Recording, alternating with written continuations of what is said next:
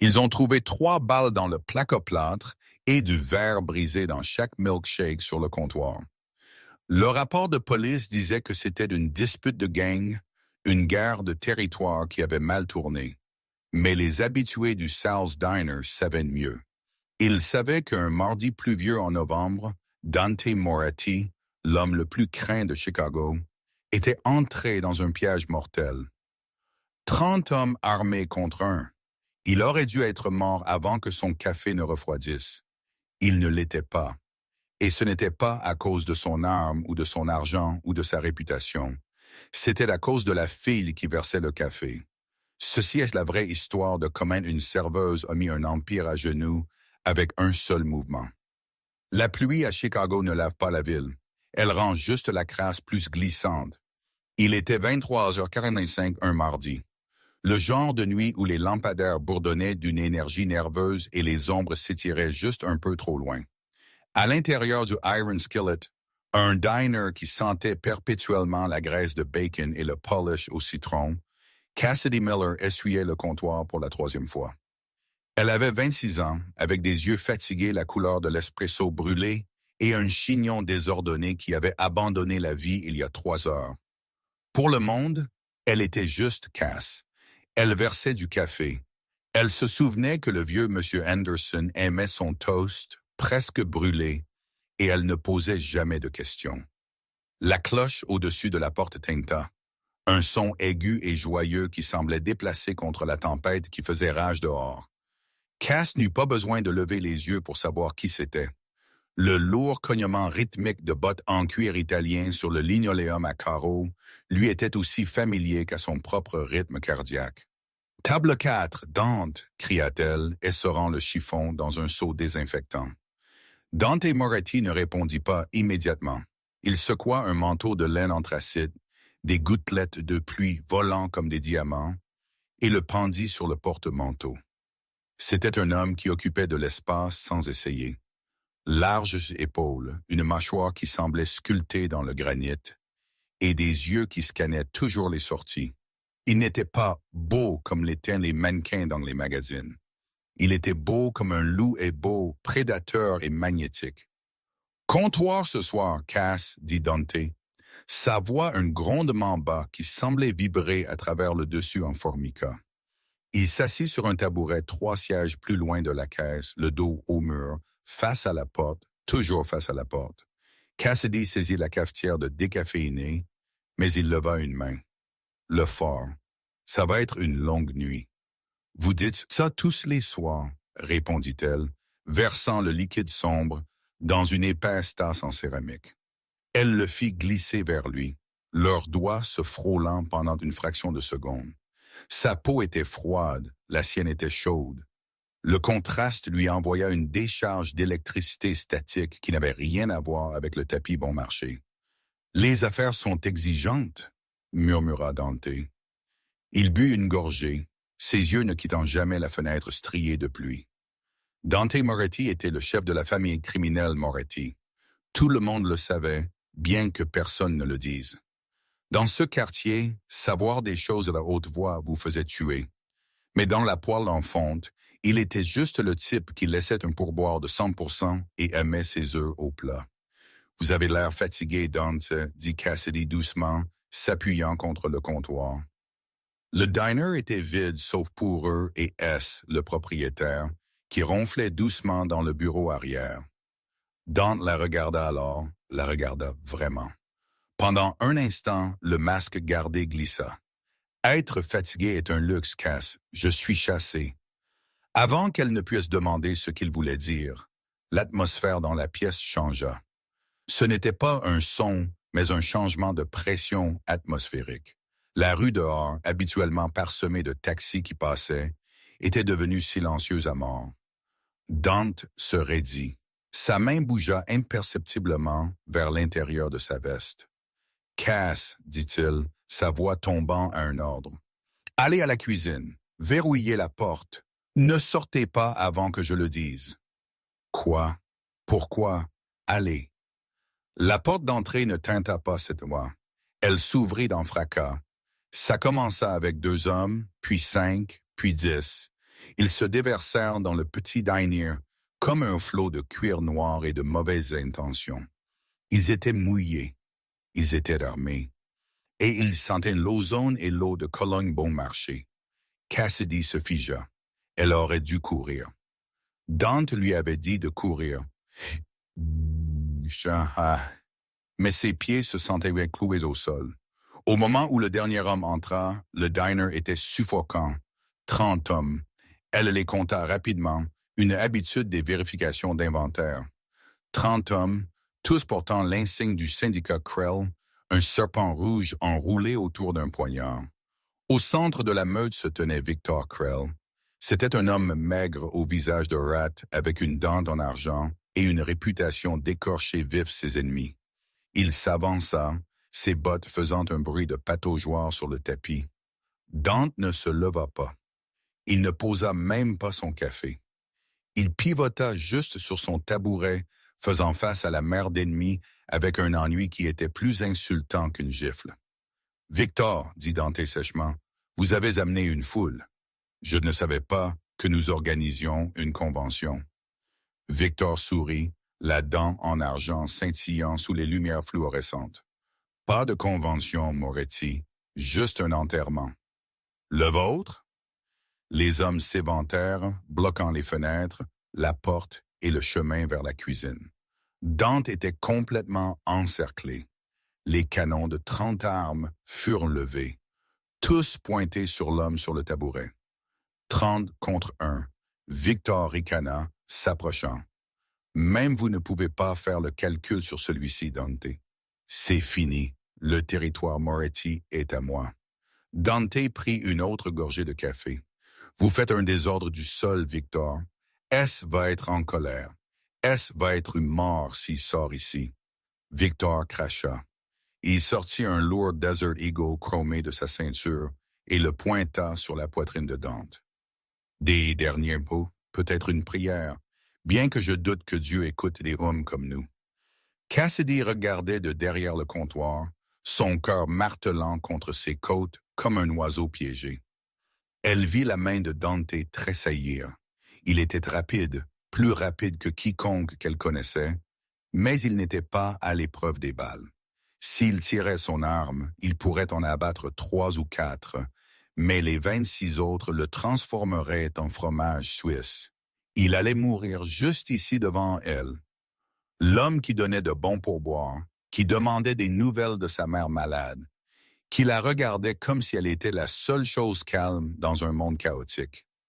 Victor arma le chien de son arme. Clic. Un son résonna dans le silence. Adieu, Dante. Les muscles de Dante se contractèrent. Il se préparait à mourir en combattant. Non, pensa Cassidy, pas ce soir. Cassidy Miller ne cria pas. Elle ne s'évanouit pas. Elle ne plongea pas pour se couvrir. Au lieu de cela, elle fit la seule chose que personne dans cette pièce n'attendait. La seule chose que 30 tueurs endurcis et un patron de la mafia n'avaient pas prise en compte. Elle tendit la main sous le comptoir, mais pas pour l'alarme silencieuse. Sa main s'enroula autour de la poignée froide et lourde de la cafetière industrielle, celle qui était restée sur le brûleur pendant 2 heures, brûlante. Et puis elle bougea. Et sa voix claqua comme un fouet. Étonnamment forte, Victor cligna des yeux, ses yeux dardant vers la serveuse pendant une fraction de seconde. Ce fut l'erreur. Cassidy claqua la cafetière en verre sur le comptoir, avec assez de force pour fendre la carafe, envoyant un geyser de liquide brun brûlant et bouillant s'arquer dans l'air. Ce n'était pas visé sur Victor. C'était visé sur le tableau électrique sur le mur derrière lui. Le liquide frappa les fusibles exposés, que S avait l'intention de réparer depuis 6 mois, avec un sifflement grésillant. Zap-pop, des étincelles tombèrent comme des feux d'artifice. Un grand boom secoua les murs et instantanément, le diner plongea dans l'obscurité absolue la plus noire. « Quoi » cria Victor. « Mes yeux, je ne peux pas voir. » Quelqu'un cria. Le chaos éclata. Dans l'obscurité, le calcul changea. Ce n'était plus 30 contre 1. C'était 30 hommes aveugles contre un loup qui pouvait voir dans le noir. et la serveuse qui connaissait chaque pouce de cette pièce. Descendez. Le chuchotement de Cassidy était juste à côté de l'oreille de Dante, avant même qu'il ne réalise qu'elle avait bougé. Elle saisit son poignet, sa prise étonnamment forte. Cass seul maintenant. Elle traîna le patron de la mafia derrière le granit épais et pare-balles du comptoir de service juste au moment où la première rafale de tir de mitraillette déchira l'air où sa tête avait été une seconde auparavant. Le verre se brisa. Les bouteilles de ketchup explosèrent. Le diner se transforma en zone de guerre, mais ils étaient en sécurité pour l'instant. Dante la regarda dans la faible lumière des lampadaires filtrant à travers la fumée. Il eut l'air choqué. « Vous avez coupé les lumières. J'ai nivelé le terrain de jeu, » chuchota-t-elle, tirant un fusil de chasse caché. La police d'assurance de S dessous la caisse enregistreuse. Elle arma la culasse. C.H. Elle regarda Dante, ses yeux non plus fatigués, mais flamboyants d'une concentration froide et terrifiante. « Maintenant, » dit Cassidy, lui tendant le fusil de chasse, « allons-nous tuer ces salauds ou allez-vous juste boire du café toute la nuit? » L'obscurité à l'intérieur du Iron Skillet n'était pas vide. Elle était lourde, remplie de la respiration paniquée de 30 hommes qui réalisèrent trop tard qu'ils étaient enfermés dans une cage avec un prédateur. « Cessez le feu! Vous allez toucher nos propres gars! » Victor Krell cria de quelque part près de la porte. Trop tard. Dante Moretti n'hésita pas. Il connaissait l'agencement du diner grâce à des années de fréquentation, mais il connaissait le rythme de la violence grâce à une vie de péché. Il roula de derrière le comptoir, restant bas, le fusil de chasse que Cassidy lui avait tendu serré contre son épaule. Boum! Le flash de la bouche éclaira la pièce comme une lumière stroboscopique pendant une fraction de seconde, révélant un tableau chaotique de tueurs à gages confus. La chevrotine déchira la ligne de front, envoyant 2 hommes s'écraser sur une table de condiments. Là-bas, derrière le comptoir, quelqu'un cria. Une douzaine de mitraillettes s'ouvrirent, déchiquetant le comptoir en formica en confetti. Mais Dante bougeait déjà. Il n'était pas là où il pensait qu'il était, et Cassidy non plus. Pendant que Dante attirait leurs tirs, Cassidy s'était glissé dans la cuisine. Pour les soldats de Krell, elle n'était qu'une victime civile, une serveuse effrayée cachée sous une table. Ils ignorèrent entre la porte battante de la cuisine. Ce fut leur deuxième erreur. Cassidy se déplaça dans la cuisine avec une fluidité qui n'aurait pas dû appartenir à une femme qui passait ses journées à verser du café. Elle ne tâtonna pas dans le noir. Elle saisit un couteau à désosser du rail magnétique sur le mur et une lourde poêle en fonte du support de séchage. Elle ouvrit la porte battante d'un coup de pied. Un soldat de Krell, une brute nommée Conningcade, flanquait le comptoir, son arme levée, chassant Dante. Il ne l'entendit jamais arriver. Cassidy ne cria pas. Elle s'approcha à l'intérieur de l'arc de son arme et claqua le bord de la poêle en fonte sur sa tempe. Le son était écœurant, un craquement humide qui le fit tomber instantanément. Avant que son corps ne touche le sol, elle attrapa sa mitraillette MP5 tombante avec sa main gauche, jetant la poêle. « Dante, 3 à votre 9 heures !» cria-t-elle, sa voix coupant à travers les tirs. Dante tourna, faisant confiance à la voix instinctivement. Il tira le fusil de chasse à l'aveuglette à sa gauche. Un cri confirma qu'elle avait raison. « Comment savez-vous cela ?»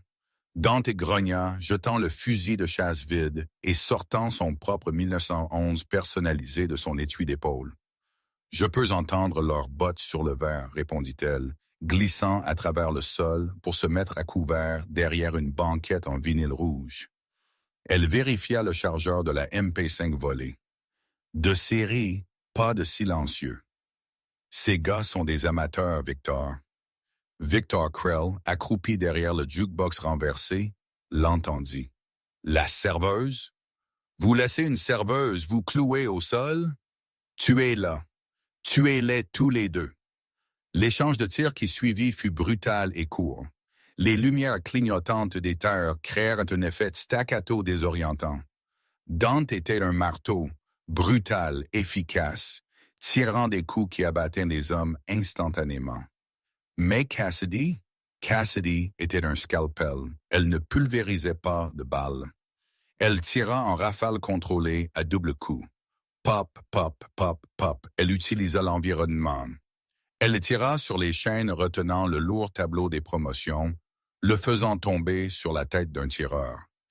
Elle fit glisser un distributeur de serviettes à travers le sol pour attirer le feu, puis flanqua le tireur quand il se retourna. En 3 minutes, les chances avaient changé. Ce n'était plus 30 contre 1, c'était 5-2. Le sol était glissant de graisse, de sang et de milkshakes renversés. Victor réalisa que la marée avait tourné. L'homme au visage de rat n'était pas courageux. C'était un survivant. « Retirez-vous !»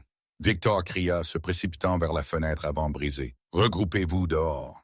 « Il s'enfuit, » dit Cassidy, levant son arme. « Laissez-le partir, » ordonna Dante, sa poitrine haletante alors qu'il rechargeait. « Si nous le poursuivons, les flics seront ici avant que nous ayons fini. Nous devons partir maintenant. » Cassidy baissa l'arme. Ses mains tremblaient maintenant, l'adrénaline commençant à se figer en choc. Elle regarda autour du diner. Sa vie tranquille, ennuyeuse, sûre était détruite. Il y avait des corps sur la table qu'elle venait d'essuyer. Dante enjamba les débris marchant vers elle. Dans la lumière vacillante d'une enseigne au néon qui avait court-circuité dehors, il ressemblait à un démon sortant de l'enfer. Son manteau était ruiné, taché de poussière de plâtre et de sang, mais ses yeux étaient fixés sur elle avec une intensité qui brûlait. Il tendit la main, non pour prendre l'arme, mais pour saisir son bras. Sa prise était de fer. « Qui êtes-vous » demanda-t-il, sa voix basse et dangereuse. Les serveuses ne savent pas comment dégager un bourrage sur une MP5. Les serveuses ne flanquent pas les ennemis. Cassidy leva les yeux vers lui. L'odeur de cordite était épaisse entre eux. « Je suis la fille qui vient de vous sauver la vie, Dante. N'est-ce pas suffisant? »« Non, dit-il. Ce n'est pas. » Des sirènes hurlaient au loin. La police de Chicago arrivait. « Ma voiture est à l'arrière, » dit Dante, la tirant vers la sortie de la cuisine. « Vous ne pouvez pas rester ici. Krell connaît votre visage maintenant. Vous restez. Vous êtes morte. » Cassidy hésita une seconde, regardant son tablier, taché de la violence de la nuit. Elle le détacha, le laissant tomber au sol. « Conduisez vite, » dit-elle. Le trajet fut silencieux. Dante conduisit une Audi RS7 noir mat, zigzagant à travers les rues de Chicago avec une précision qui frôlait l'insouciance. Il ne se dirigea pas vers le domaine Moretti à Lake Forest. Ce serait le premier endroit où Krell chercherait et le premier endroit où les flics feraient une descente. Au lieu de cela, il conduisit vers le quartier industriel, entrant dans le garage souterrain d'une usine textile convertie sur la rivière.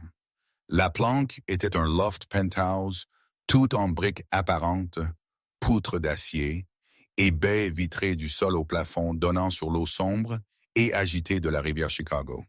C'était froid, stérile et clairement conçu pour un homme qui n'attendait pas d'invité. Dante coupa le moteur. Le silence qui suivit fut plus fort que les tirs. « Sortez, » dit-il. Cassidy sortit. Ses jambes se sentaient comme de la gelée. Le choc d'adrénaline la frappait durement. Elle le suivit dans l'ascenseur privé. Il composa un code et les portes se refermèrent. À l'intérieur du loft, Dante jeta ses clés sur une table en verre et alla immédiatement à un bar humide. Il versa 2 doigts de whisky ambré et le bout d'un trait. Puis il en versa un autre et le fit glisser sur le comptoir vers elle. « Buvez, » commanda-t-il. « Vous allez en avoir besoin. » Cassidy prit le verre. Ses mains tremblaient tellement que la glace tintait contre les côtés. Elle prit une gorgée. Ça brûlait, la ramenant à la réalité. Dante enleva son manteau ruiné et le jeta sur une chaise en cuir. Sous sa chemise de ville blanche était trempée de sang sur la manche gauche. « Votre cou, » dit Cassidy, sa voix petite. Dante jeta un coup d'œil à son bras. Éraflure, un ricochet. J'ai eu pire en me rasant. Il marcha vers elle, envahissant son espace personnel jusqu'à ce qu'elle recule contre le verre froid de la fenêtre. Les lumières de la ville scintillaient derrière elle, indifférentes à la violence. « Arrête de trembler », dit Dante, sa voix plus douce maintenant, mais toujours autoritaire. Il plaça une main sur le mur à côté de sa tête, l'encerclant. « J'ai besoin de la vérité, Cass, et j'en ai besoin tout de suite. Je ne crois pas aux coïncidences. Une serveuse à mon endroit préféré se trouve juste à voir une formation au combat. Qui vous a envoyé? Était-ce les fédéraux ou travaillez-vous pour une autre famille? » Cassidy le regarda dans les yeux. Ce fut le moment. Elle pouvait mentir, mais Dante Moretti gagnait sa vie à sentir les mensonges. « Je ne suis pas une fédérale et je ne suis pas de la mafia, » dit-elle. « Mon nom n'est pas Cassidy Miller. » Les yeux de Dante se rétrécirent. « Continuez. Mon nom est Sarah Jenkins. Il y a 10 ans, mon père était un entrepreneur en logistique pour l'armée. Il travaillait dans la sécurité privée. »« Sécurité privée, » répéta Dante. « Mercenaire. Il m'a appris à tirer avant que je ne puisse faire du vélo, » dit-elle, sa voix durcissant. « Il m'a appris à nettoyer une pièce, à repérer une queue et à disparaître. Il me voulait en sécurité. Où est-il maintenant? »« Mort, » dit-elle sèchement. « Il a pris un travail qu'il n'aurait pas dû. Il a vu quelque chose qu'il n'aurait pas dû. Ils sont venus le chercher dans la nuit. J'avais 16 ans. Je me suis caché dans le vide sanitaire pendant qu'il le finissait. » Dante étudia son visage, cherchant une fissure dans l'histoire. Il y vit la douleur, brute et ancienne.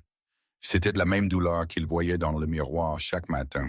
« Alors vous avez couru, » conclut-il. « J'ai couru pendant 10 ans, » chuchota-t-elle, changeant de nom, changeant de ville. Je pensais que Chicago était assez grande pour s'y perdre. Je pensais qu'être serveuse était assez invisible. Ça l'était, dit Dante, se penchant plus près, son visage à quelques centimètres du sien. Jusqu'à ce soir, il tendit la main et toucha une tache de graisse sur sa joue. Son pouce effleura sa peau, rugueuse et cailleuse. « Vous avez bien combattu, Sarah. Vous avez de bons instincts, Cass, » le corrigea-t-elle. « Appelez-moi Cass. Sarah est morte, Cass. » Il testa le nom. « Vous avez réalisé quelque chose là-bas quand nous étions derrière le comptoir. Vous m'avez regardé. » Cassidy hocha la tête. Elle prit une autre gorgée de whisky. L'embuscade. Ce n'était pas juste un coup. Ils savaient exactement où vous étiez assis. Ils savaient que vous n'aviez pas votre équipe de sécurité habituelle. Ils savaient que la porte arrière était soudée parce que S avait perdu la clé la semaine dernière. Dante se raidit. « Que dites-vous? »« Je dis que Victor Krell n'a pas juste eu de la chance, » dit Cassidy, son esprit travaillant vivement maintenant. Il avait des informations internes. Quelqu'un lui avait dit que vous seriez là seul à ce moment précis. Dante se détourna, arpentant la pièce. Seules 3 personnes savaient que je venais au Iron Skillet ce soir. Mon chauffeur, mon concilière et mon frère. « Votre chauffeur est mort, » dit Cassidy. « J'ai vu sa voiture dehors. Ils lui ont tranché la gorge avant d'entrer. »« Cela laisse Ailas et Léo, » marmonna Dante. « Mon frère Léo est à Londres pour conclure un accord. »« Et Silas, » interrompit Cassidy, « est celui qui boite, l'homme plus âgé qui vient parfois avec vous le jeudi. »« Oui, Silas est avec mon père depuis avant ma naissance. Il m'a élevé. »« Jeudi dernier, » dit Cassidy, sa mémoire flashant en arrière. « Silas est venu chercher une commande à emporter pour vous. Il était au téléphone. Il pensait que j'étais à l'arrière, mais je remplissais les paquets de sucre près de la porte. Il parlait russe. Dante arrêta de faire les 100 pas. L'air dans la pièce chuta de 10 degrés. Silas ne parle pas russe. Si, insista Cassidy, il a dit 2 mots clairement. Zatra Pulse. Le visage de Dante devint pâle, puis sombre d'une rage terrifiante à voir. Demain, minuit. Le syndicat Krell a utilisé des mercenaires russes pour les gros travaux, dit Cassidy. Si Silas leur parlait, Dante brisa son verre de whisky contre le mur. Le cristal se brisa en 1000 diamants dentelés. « Il m'a vendu, » grogna Dante. L'homme qui m'a appris à lasser mes chaussures m'a vendu à Victor Krell. Il se tourna vers Cassidy. Le prédateur était de retour. Vous êtes dedans maintenant, Cass. Vous avez sauvé ma vie et vous m'avez donné le nom du traître. Cela fait de vous une cible pour Krell et une responsabilité pour Silas. Je sais, dit-elle. Alors, que se passe-t-il maintenant? Dante retourna vers elle. Il mit la main dans sa poche et sortit un téléphone jetable. Il le lui jeta. Maintenant, dit Dante, nous arrêtons de courir. Vous voulez rester en vie? Vous restez avec moi, mais vous n'êtes plus une serveuse. Ce soir, Sénob, vous êtes la seule personne en cette ville que je peux faire confiance. Il saisit une trousse médicale de sous l'évier et s'assit sur le canapé en cuir, grimaçant en bougeant son bras. Il déchira la manche de sa chemise, révélant la coupure sanglante. « Cousez-moi, Cass, dit-il, lui tendant une aiguille étouffée. Puis nous allons rendre visite à Silas. »« Toi. » Cassidy regarda l'aiguille, puis à l'homme, le roi de la mafia de Chicago, qui confiait sa chair à ses mains. Elle serra la mâchoire. Elle avait passé 10 ans à se cacher. Ce soir, elle en avait fini de se cacher. Elle s'assit à côté de lui, le matelas s'affaissant sous son poids, et enfila l'aiguille. « Ne criez pas, dit-elle. Dante sourit d'un air suffisant. Une chose dangereuse, tordue. Je ne crie jamais. La pluie s'était transformée en déluge, martelant le toit de l'audi comme des milliers de petits poings. Dante conduisait d'une main, son bras gauche raide et lancinant sous les pansements frais que Cassidy avait appliqués. Il se déplaçait dans le quartier de Gold Coast où les lampadaires étaient des orbes dorés et le silence coûtait des millions de dollars. Silas vit dans la maison de Grèce au coin, dit Dante, éteignant les phares à un pâté de maison. Il aime penser qu'il est un homme cultivé. Premières éditions, scotch rare, musique classique. Il pense que le meurtre n'est qu'une autre forme de négociation. Cassidy vérifia le chargeur de sa MP5 volée. A-t-il de la sécurité? Habituellement 2 hommes au portail, mais s'il pense que je suis mort, il les a peut-être renvoyés chez eux pour célébrer. Ils sortirent de la voiture dans la tempête. Cassidy bougeait différemment maintenant. Dans le diner, elle avait été réactive, désespérée.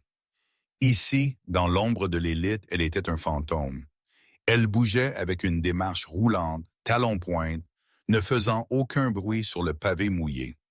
Dante la regardait, un étrange mélange d'admiration et de suspicion, lui serrant la poitrine. Qui était-elle vraiment?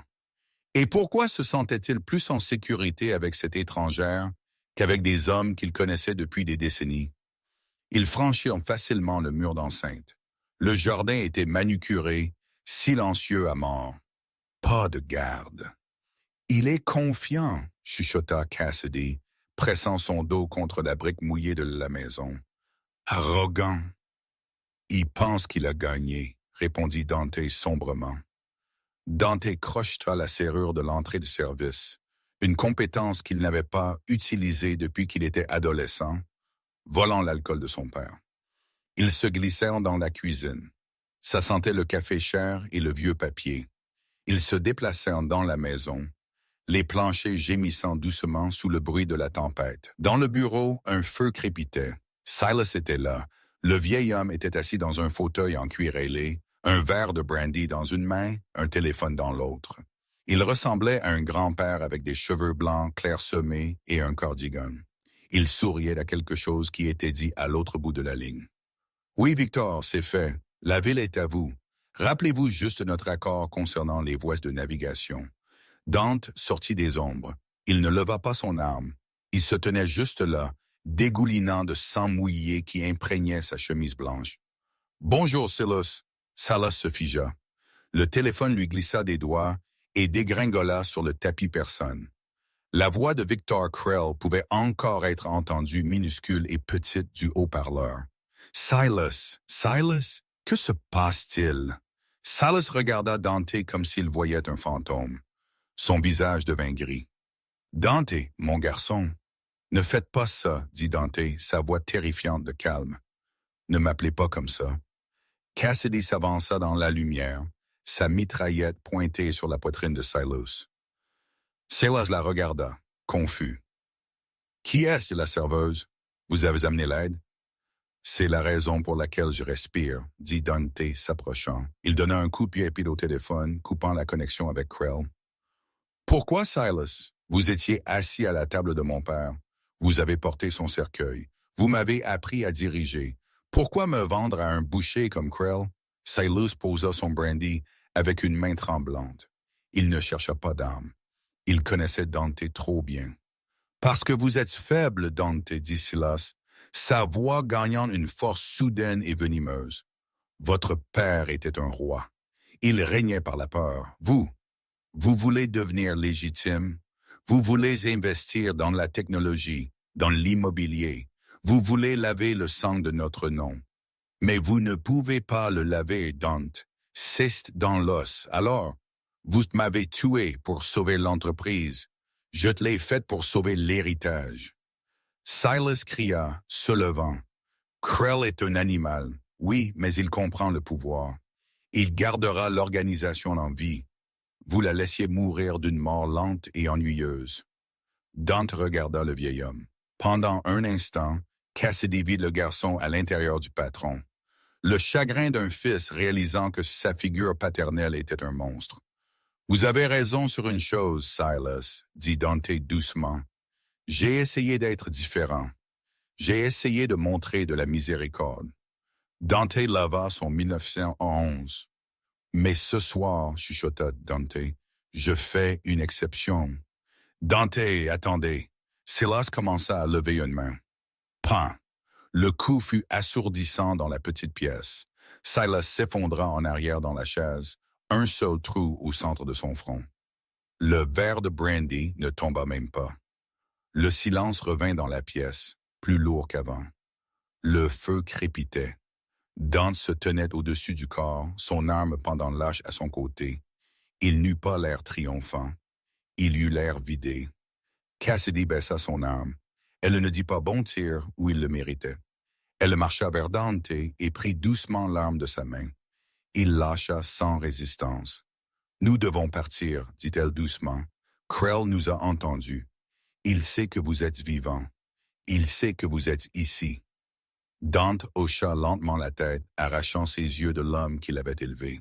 « Il sait, » murmura Dante, « et maintenant il va paniquer. » « La panique fait faire des erreurs aux gens, » dit Cassidy. « Faisons-lui en faire une grande. » Ils n'allèrent pas à une autre planque. Le réseau était compromis. Si Silas avait tourné, n'importe qui aurait pu tourner.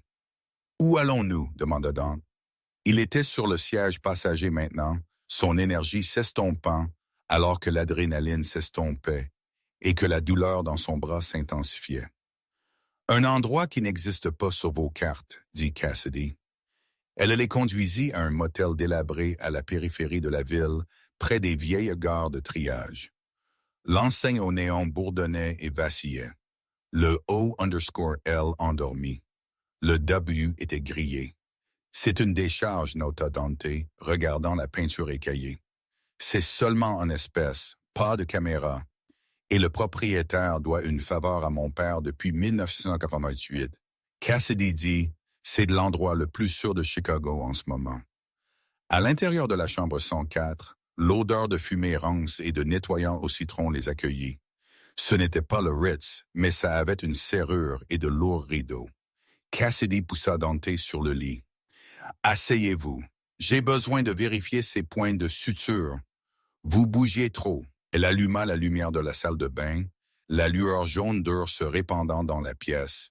Elle se lava les mains et revint avec les fournitures de premier secours qu'elle avait prises du loft. Dante déboutonna sa chemise. Sa poitrine était une carte routière de violence. Des lignes blanches fanées de couteaux, des cicatrices rondes plissées de balles. Cassidy en traça une sur ses côtes avec ses yeux. « Beyrouth, » dit Dante, attrapant son regard. « Un accord qui a mal tourné. » Il pointa un autre sur son épaule. « Naples, une famille rivale. »« Et celui-ci » demanda-t-elle, désignant la blessure rouge fraîche et en colère sur son bras. « Chicago, » dit-il, la regardant dans les yeux. « Trahison. » Elle nettoya la blessure avec des mains efficaces et douces. L'intimité du moment était épaisse, suffocante. Il y avait 2 soldats dans un trou de renard, le monde dehors essayant de les tuer.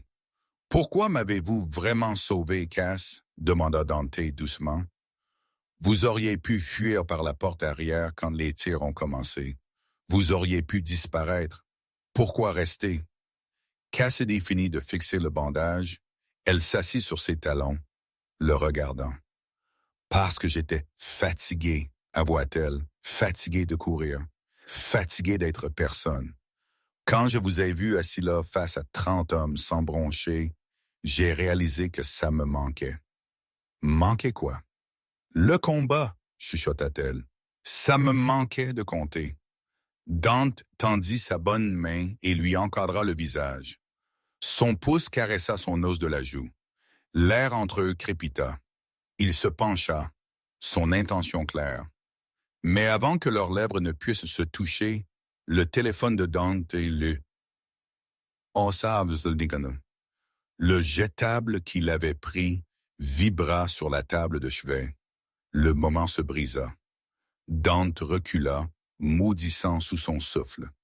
Il saisit le téléphone. C'était un message texte, pas d'un numéro, mais d'un serveur crypté. Il a Léo. L'entrepôt 4 des quais. 3 heures du matin. Dante devint froid. Léo, votre frère? Cassidy se leva, passant instantanément en mode combat. Il n'était pas à Londres, dit Dante, sa voix tremblante de rage contenue. C'était un piège. Krell l'avait fait enlever avant l'attaque sur moi. Il était le levier au cas où je survivrais. Dante se leva, ignorant la douleur. Si je ne me rends pas avant 3 heures du matin, il tue Léo. C'est un piège, Dante, dit Cassidy. Vous entrez là, vous mourrez tous les deux. L'entrepôt 4 est une boîte à tuer. Un seul chemin pour entrer, un seul pour sortir. Il aura des tireurs d'élite dans les chevrons. Je sais, dit Dante, vérifiant son arme. Mais c'est mon frère. Je ne suis pas Silus. Je n'échange pas la famille contre la sécurité. Il marcha vers la porte, puis s'arrêta et la regarda en arrière. Vous avez assez fait, Cass. Restez ici. Si je ne suis pas de retour au lever du soleil, quittez la ville. Allez à Vancouver, j'ai un contact là-bas. Taisez-vous, interrompit-elle. Dante cligna des yeux. Cassidy ramenait ses cheveux en une queue de cheval serré. Elle avait l'air féroce, belle et terrifiante. Vous marchez dans un piège, dit-elle, mais signifie que vous avez besoin d'une distraction. Et vous avez besoin d'un tireur d'élite. Je n'ai pas de tireur d'élite, dit Dante. Cassidy marcha vers le placard où elle avait rangé un long sac en toile qu'elle avait récupéré du coffre de l'Audi, quelque chose qu'elle n'avait pas mentionné plus tôt. Elle l'ouvrit. À l'intérieur gisait un fusil de sniper Remington 700 démonté, noir mat et bien huilé. « Vous non, dit-elle, assemblant le canon avec un clic pratiqué. « Mais moi, oui. » Dante la regarda, un sourire lent et sombre se répandant sur son visage. « Rappelez-moi de ne jamais vous énerver, Cass. »« Trop tard pour ça, dit-elle, armant la culasse. Allons chercher votre frère. » Les quais de Chicago étaient un cimetière de métal rouillé et de brouillard. La brume roulait du lac Michigan, épaisse et glaciale, obscurcissant les grues imposantes qui ressemblaient à des dinosaures squelettiques dans la pénombre. L'entrepôt 4 était une massive structure en tôle ondulée au bout d'une jetée. Des projecteurs traversaient le brouillard, illuminant le béton mouillé. Dante gara l'Audi à 300 verges de là, derrière une pile de conteneurs d'expédition. « Donnez-moi l'oreillette, dit Cassidy. Il lui tendit un petit écouteur de communication tactique. Elle le plaça dans son oreille. « Je vais en haut, dit-elle, pointant une grue à portique surplombant le toit de l'entrepôt. C'est une échelle rouillée, métal mouillé, à 60 pieds de haut. Ça me prendra 10 minutes pour me mettre en position. »« Je vous donne 10 minutes, dit Dante. Puis j'entre par la porte d'entrée. » Dante, elle lui saisit le bras. « Ne mourrez pas avant que je puisse leur tirer dessus.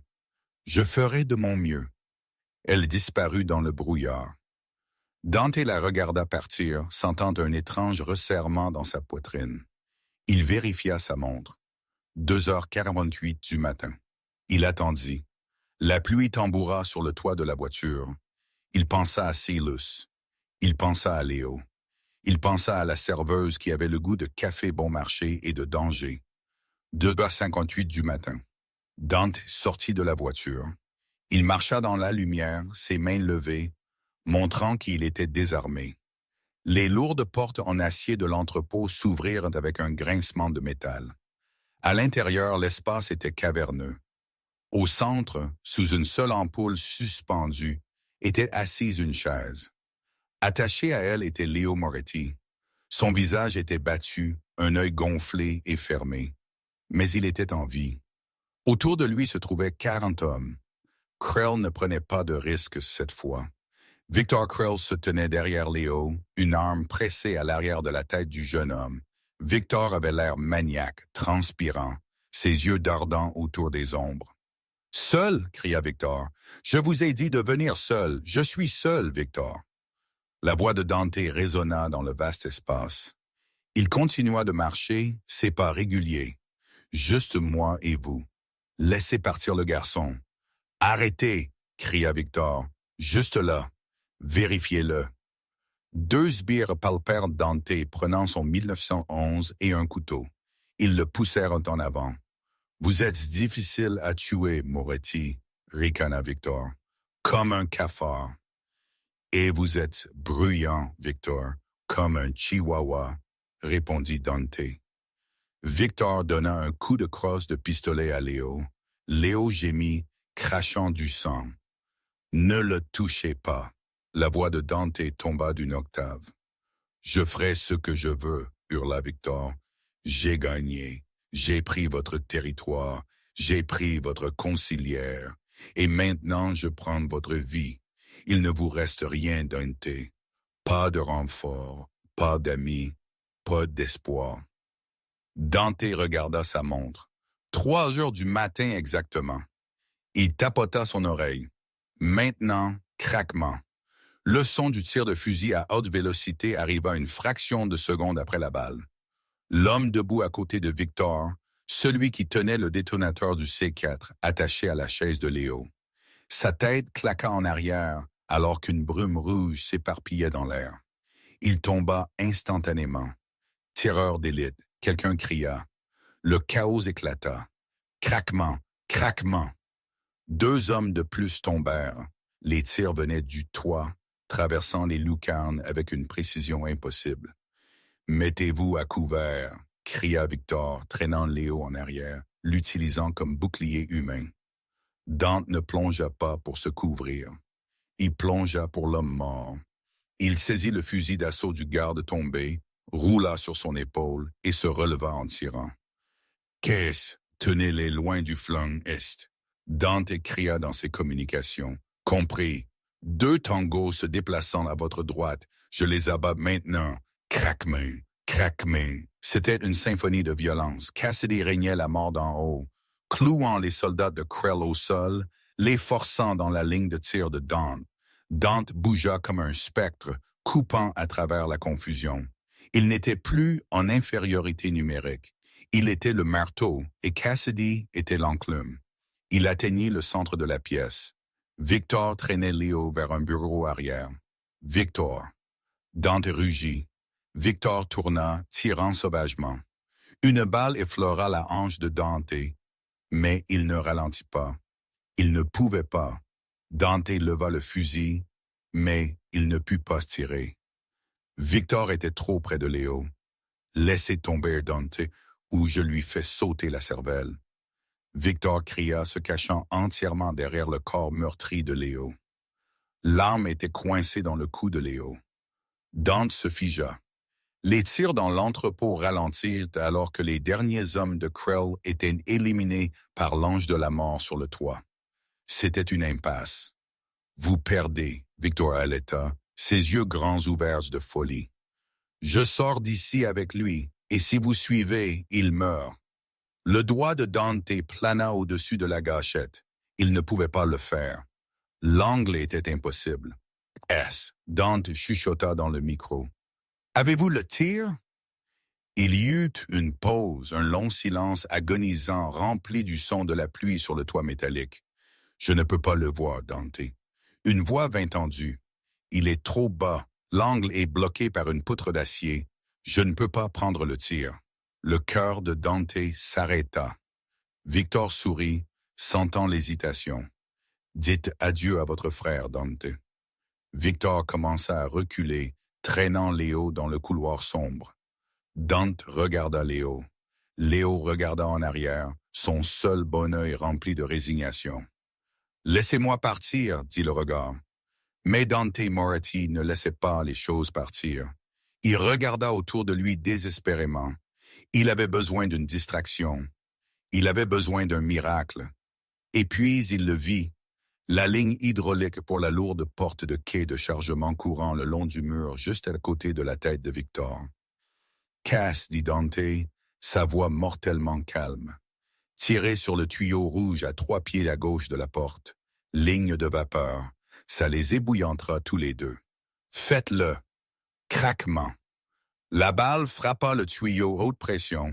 Il explosa vers l'extérieur avec la force d'une bombe. Un jet massif de vapeur blanche surchauffée jaillit directement dans le couloir. « Ah !» cria Victor alors que le nuage bouillant l'enveloppait. Il leva instinctivement les mains pour protéger son visage, larmes s'éloignant du cou de Léo pendant une fraction de seconde. Ce fut tout ce dont Dante avait besoin. Il ne tira pas sur Victor, il sprinta. Il couvrit les 20 pieds en 2 secondes, plongeant dans le nuage de vapeur. Il plaqua Victor, l'élan les emportant tous les deux s'écrasant à travers le placoplâtre dans le bureau. Ils touchèrent le sol durement. L'arme s'éloigna en glissant. Victor se précipita pour un coupe-papier sur le bureau, frappant sauvagement. Dante attrapa son poignet. Les yeux de Dante brûlaient à cause de la vapeur. Son corps criait de douleur, mais sa prise était incassable.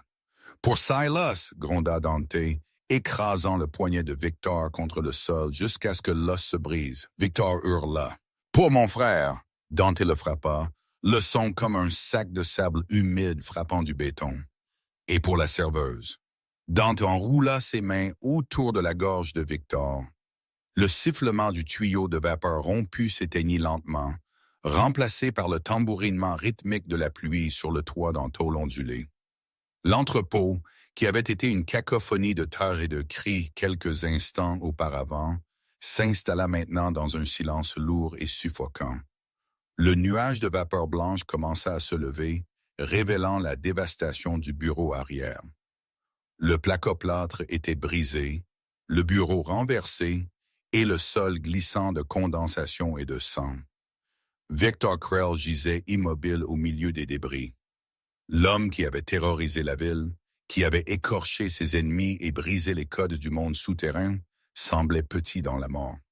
Son règne de terreur ne s'était pas terminé par un grand discours cinématique, mais avec la violence brutale et efficace de la rage d'un frère et de la balle d'une serveuse, Dante Moretti se releva du sol, sa respiration venant par des halètements irréguliers et douloureux. Sa chemise de smoking était déchirée, tachée de crasse et de sang, et ses phalanges étaient à vif et fendues. Une éraflure sur sa hanche brûlait comme une marque, mais la douleur physique semblait lointaine, étouffée par le poids écrasant de l'épuisement. Il fixa le corps de son ennemi pendant un long moment, non pas avec triomphe, mais avec la froide finalité d'une dette entièrement payée. Il se détourna, boitant pour revenir sur le sol principal de l'entrepôt. Léo était toujours attaché à la chaise au centre de la pièce, sa tête penchée en avant. Dante bougea aussi vite que son corps meurtri le permettait, tirant un couteau tactique dentelé de sa botte. Il s'agenouilla à côté de son frère, coupant à travers les épais serre-câbles qui s'enfonçaient dans les poignets de Léo. « Léo !» siffla Dante, sa voix se brisant. Se pencha, puis leva la tête. Son visage était un masque d'ecchymose. Un œil gonflé et fermé, ses lèvres fendues, mais l'autre œil, l'œil Moretti, était clair. Il regarda Dante, puis le passa au bureau silencieux. « Vous avez l'air terrible, frère. » Léo dit d'une voix rauque, réussissant un sourire faible et sanglant, qui exposait des dents tachées de rouge. Vous devriez voir l'autre gars. Oh, attendez, vous venez de le tuer. Dante serra l'épaule de Léo, ses doigts s'enfonçant dans le muscle, se rassurant que c'était réel, qu'il n'avait pas échoué. Je pensais t'avoir perdu. Quand Silas a tourné, je pensais que c'était ça. Vous l'avez presque fait, chuchota Léo. La bravade s'évanouissant pour révéler le traumatisme en dessous. Il leva les yeux vers les hautes chevrons sombres de l'entrepôt où la brume tourbillonnait encore. Qui était le tireur, Dante? Ce n'était pas un des nôtres. Nous n'avons personne qui peut faire des tirs comme ça en visibilité zéro. C'était du travail de qualité militaire. Dante ne répondit pas immédiatement. Il se leva, se tournant vers les massives portes roulantes en acier de la baie de chargement. Elle descendait fut tout ce qu'il dit. 1 minute passa, puis des pas résonnèrent sur le béton. Une silhouette émergea des ombres de la baie de chargement, rétro-éclairée par les dures lumières de la jetée. Cassidy marcha vers eux. Le lourd fusil de sniper Remington balancé sur son épaule comme un sac à dos. Elle était trempée jusqu'aux os. Ses cheveux collés à son visage en mèches sombres et mouillées. La graisse de l'échelle de grue tachait ses mains et la rouille maculait sa joue. Elle n'avait pas l'air d'une serveuse. Elle n'avait même pas l'air d'une soldate. Elle avait l'air d'une valkyrie qui s'était traînée à travers la boue de l'enfer et était sortie de l'autre côté. Elle s'arrêta à 10 pieds. Elle ne sourit pas, elle n'acclama pas. Elle regarda juste Dante, ses yeux le scannant cliniquement pour des blessures potentiellement mortelles, évaluant le niveau de menace, calculant le prochain mouvement. « Est-il mort ?» demanda-t-elle, sa voix plate, dépourvue d'émotion. « C'est fait, » dit Dante, les mots lourds de finalité. Le syndicat Krell est fini. Bien. La tension qui l'avait tenue droite sembla se briser. Elle détacha le fusil et le posa soigneusement sur une caisse en bois. Ses mains, auparavant stables comme la pierre, commencèrent à trembler violemment, le choc d'adrénaline la frappant comme un coup physique. Elle marcha vers un chariot élévateur et glissa contre le pneu métallique froid jusqu'à ce qu'elle soit assise sur le sol en béton sale, sa tête en détente, reposant en arrière contre l'acier jaune. « Je pense que j'ai besoin d'une cigarette, » murmura-t-elle, fermant les yeux. « Et je ne fume même pas. » Dante boita vers elle. Il n'offrit pas une main pour l'aider à se relever. Il savait qu'elle ne la prendrait pas. Au lieu de cela, le roi de Chicago se baissa à côté d'elle. Il s'assit épaule contre épaule avec la femme qui lui avait sauvé la vie, ignorant la crasse sur le sol. « Vous avez sauvé ma famille ce soir, Cass, » dit Dante doucement, sa voix rauque d'une émotion qu'il laissait rarement le monde voir. « Il n'y a pas de somme d'argent, pas de faveur, pas de dette. Je peux payer qui couvre ce que vous avez fait dans ce bâtiment. » Cassidy ouvrit les yeux et regarda le plafond. « Vous pouvez commencer par m'acheter un nouveau tablier. Je pense que j'ai laissé le mien au dîner quand les tirs ont commencé. » Dante gloussa, un son bas et grondant qui se transforma en gémissement alors que ses côtes protestaient. « Je peux faire ça. Je pense que je peux me permettre un tablier. 6 mois plus tard. » L'hiver à Chicago avait été rude, enterrant la ville dans une gadoue grise. Mais le printemps menaçait de percer. Les Iron Skillet avaient rouvert 3 semaines après la fusillade. Les trous de balles dans les murs étaient bouchés et repeints, le verre brisé remplacé, et le sang frotté du linoléum jusqu'à ce qu'il brille. Pour l'observateur occasionnel, c'était le même boui-boui qu'il avait toujours été, sentant la graisse de bacon et le polish au citron. Mais les habitués savaient. Ils chuchotaient sur leurs œufs et leurs toasts à propos de la nuit où le diable vint dîner et l'ange qui le renvoyait en enfer. Il était 23h45 un mardi. La cloche au-dessus de la porte tinta un son aigu et joyeux. Dante Moretti entra. Il ne portait pas le lourd manteau de laine anthracite qu'il avait l'habitude de préférer. Ce soir, il portait un smoking sur mesure. Le nœud papillon défait, et pendant lâchement autour de son cou, le bouton supérieur de sa chemise défait. Il avait l'air fatigué, mais c'était un genre de fatigue différent. Ce n'était pas la paranoïa d'un homme chassé, c'était la fatigue d'un bâtisseur. Pendant 6 mois, il avait reconstruit l'Empire, purgeant la pourriture que Silas avait laissée derrière lui et solidifiant sa prise sur la ville. Il marcha vers la banquette d'angle. Table 4. S, le propriétaire, se précipita avec une cafetière de café frais, ses mains tremblant légèrement moins qu'avant. Monsieur Moretti, bon de vous voir, l'habituel. Juste du café, S, j'attends quelqu'un. Dante s'assit le dos au mur face à la porte, les vieilles habitudes mouraient durement. Il vérifia sa montre.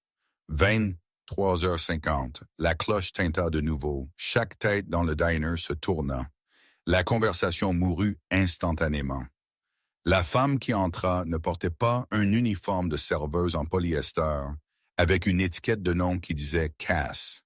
Elle portait une élégante robe de soirée bleu nuit qui épousait chaque courbe, chatoyante sous les lumières fluorescentes bon marché.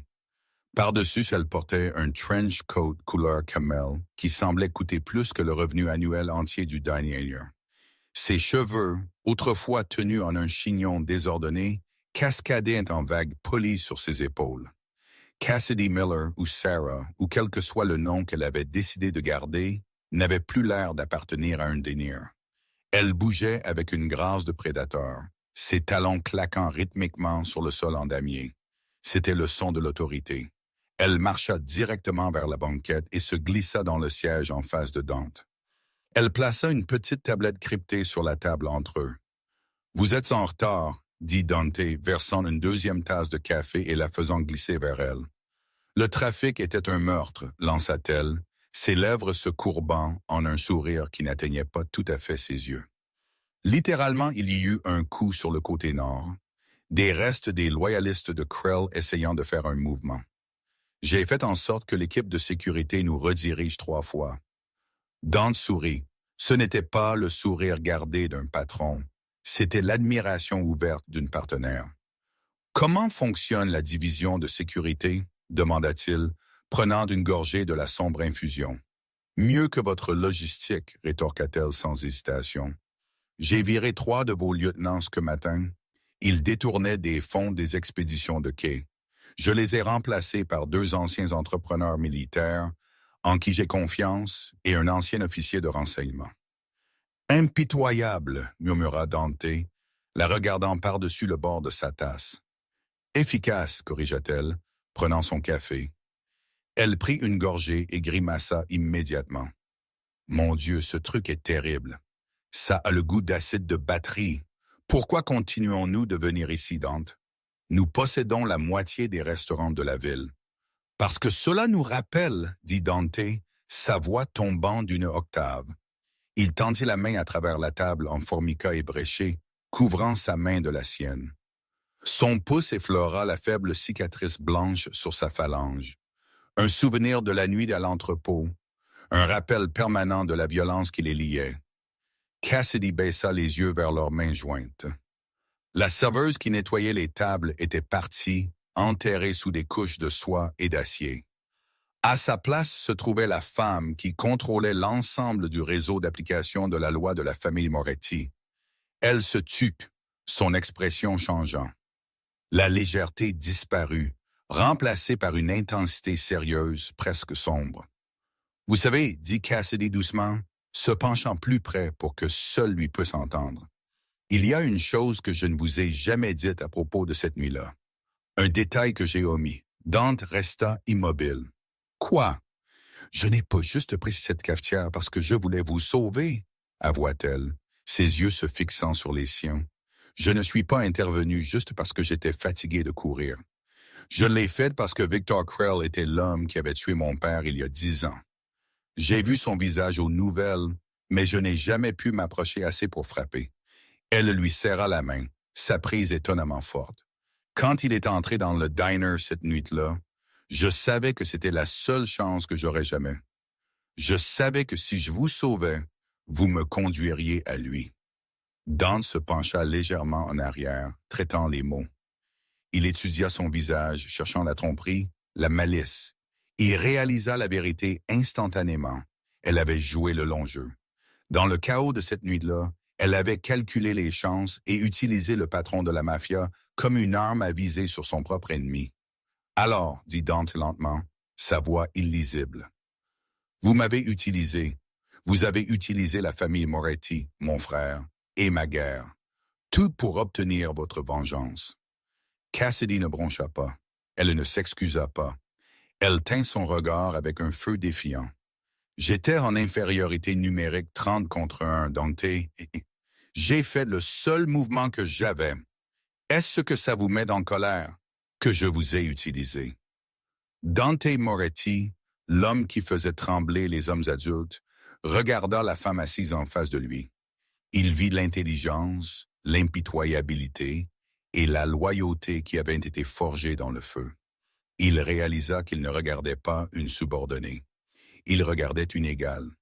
Il leva une main à ses lèvres et embrassa les phalanges cicatrisées, un geste de dévotion absolue. En colère, chuchota Dante, un sourire sombre et dangereux se répandant sur son visage. Camille, je n'ai jamais été plus amoureux. Dehors, la pluie commença à fouetter la fenêtre, lavant la crasse des rues de Chicago. Mais à l'intérieur de la banquette, le roi et la reine de la ville buvaient juste leur terrible café, prêts pour toute guerre qui viendrait ensuite. Et c'est l'histoire de comment une seule serveuse a transformé un massacre en révolution. C'est un rappel que dans le monde des ombres, vous ne sous-estimez jamais la personne qui verse votre café, parce qu'elle pourrait bien être la personne la plus dangereuse de la pièce. Si vous avez aimé cette histoire, veuillez appuyer sur ce bouton « J'aime ». Cela aide vraiment la chaîne à grandir et me fait savoir que vous voulez plus de drames policiers granuleux comme celui-ci. Qu'auriez-vous fait à la place de Cassidy? Auriez-vous couru ou auriez-vous combattu? Faites-le moi savoir dans les commentaires ci-dessous. N'oubliez pas de vous abonner et de sonner la cloche pour ne jamais manquer une nouvelle histoire. J'ai un thriller psychologique qui arrive la semaine prochaine qui va vous épater. Merci d'avoir